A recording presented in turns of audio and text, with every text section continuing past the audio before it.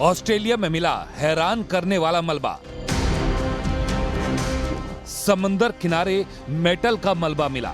Australia के समंदर किनारे मिले मेटल से बने मलबे से हर कोई हैरान है। इस मलबे को लेकर तरह तरह की अटकलें लगाई जा रही हैं। कोई इसे PSLV रॉकेट का मलबा बता रहा है तो कोई कुछ और। सोशल मीडिया पर तो ये चर्चा का विषय बना हुआ है। बेलनाकार सी आकृति वाला ये मलबा मिलने के बाद ऑस्ट्रेलिया के पुलिस के हाथ पांव फूल गए और लोगों को इस मलबे से दूर रहने को कहा गया। दिखने में ये एक बड़े फ्यूल टैंक जैसा लगा और उसके एक तरफ का हिस्सा पूरी तरह से बेकार हो गया था।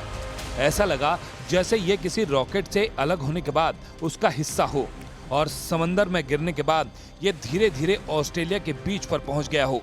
It appears to be a possible fuel tank from a rocket that was been launched in the last 12 months that's dropped into the Indian Ocean, somewhere in the Indian Ocean and washed up at Green Head.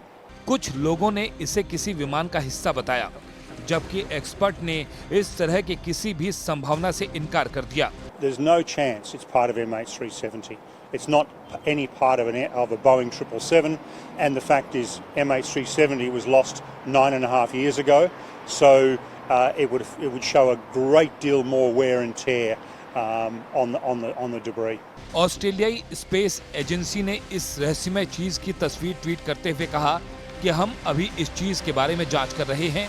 Space agency ने आगे कहा कि ये चीज किसी विदेशी space launch के rocket से जुड़ी हो सकती है और जांच के बाद ही इसके बारे में कुछ कहा जा सकता है। एक रिपोर्ट के मुताबिक ये मलबा PSLV रॉकेट की तीसरी स्टेज का हिस्सा हो सकता है। तीसरी स्टेज में जब रॉकेट अंतरिक्ष यान को कक्षा में स्थापित करने के बाद अलग हो जाता है तो उसके कुछ टुकड़े पृथ्वी पर गिरते हैं और ये टुकड़ा भी उन्हीं में एक हो सकता है।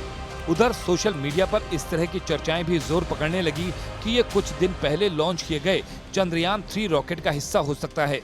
हालांकि इस बारे में कोई पुख्ता जानकारी नहीं मिल पाई, लेकिन एक्सपर्ट्स के मुताबिक इसकी संभावना ना के बराबर है, क्योंकि इस मलबे पर कुछ समुद्री जीव चिपके हुए मिले और इन जीवों को किसी चीज से चिपकने में 3 हफ्ते से ज्यादा का समय लगता है।